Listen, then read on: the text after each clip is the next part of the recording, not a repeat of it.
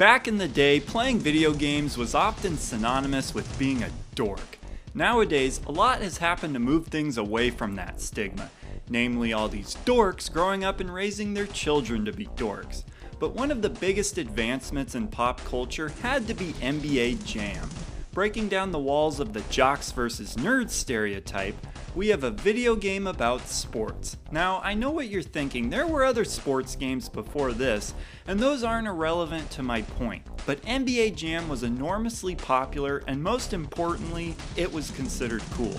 Also, this game was very prevalent in the arcades, being roughly the 5th highest grossing arcade game of all time. The fact it was an arcade game matters because arcades were outside of the home, at a place that could be considered a more social setting. A big part of the dork stereotype associated with video games had to do with this idea that gamers just locked themselves away from the world at home to play video games. Now, of course there were home ports as well. In fact, there were a lot of home ports, and the Sega Genesis version is what you're seeing here. None of the home ports were a one-to-one match with the arcade version though, so the arcade original still has its unique appeal. So what made NBA Jam so cool besides it just being a basketball game? Well, a lot actually. The biggest thing the game has going for it is the emphasis on arcade-style gameplay. There's only 2 players on the court for each team, and on offense, you're pretty much just trying to either dunk the ball or shoot a 3-pointer. On defense, you're trying to either steal the ball, which can be done by shoving the player, or block the shot if you're able to time it right. This creates a frantic pace of constantly moving up and down the court with a lot of baskets scored. Sometimes it can feel like you need to score pretty much every time down the court just to keep up. This very offense-heavy style of play lent itself well to the appeal of an arcade game that anybody could just jump right into and start having fun. A lot of places where you would find arcade machines, you'd often also find those basketball games that looked like this. You know, the ones with the moving hoops where the balls would roll back down to you. Something like NBA Jam kind of bridged the gap between a game that was more physically active and a more traditional video game. Some people who normally didn't care about sports might play it for its video game aspects, and some people who didn't normally play video games might play it for its sport aspects. Simple idea, you can just jump right in and it's basketball.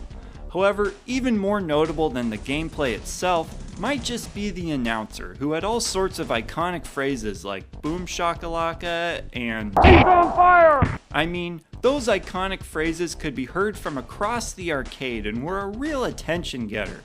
They were quite impactful as well, since they were synced up with meaningful stuff happening in the game. For example, "He's on fire" was especially pleasing to hear because it indicated that you were not only playing well, but now able to use one of the game's best features. You see, when you were on fire, the basketball would literally be in flames, and it became nearly impossible to miss any shot or dunk, with the hoop's net bursting into flames as that extra cherry on top. So how do you become on fire? Well, in concept it's simple enough. You just have to score 3 baskets in a row without the other team scoring. However, due to the game's nature of being so offense heavy, it can be hard to do this, and once you're finally actually on fire, all the other team has to do is score a single basket to put it out. So a lot of times you never even got to use it once you're on fire because the other team will score on the very next basket. Another fun feature of this game were the cheat codes. There's a whole bunch of them, and probably the most famous of them all would have to be the big head mode. But there was also stuff that let you unlock some unusual playable characters like team mascots and even Bill Clinton. Lots of cheats that would affect gameplay as well, like always being on fire, that's a fun one, as well as being able to power up different parts of your game like stealing, shooting, dunking, etc. You could really just do whatever you wanted to the game that would allow you to have more fun with it, and that's kind of what the game sets out to do on the whole.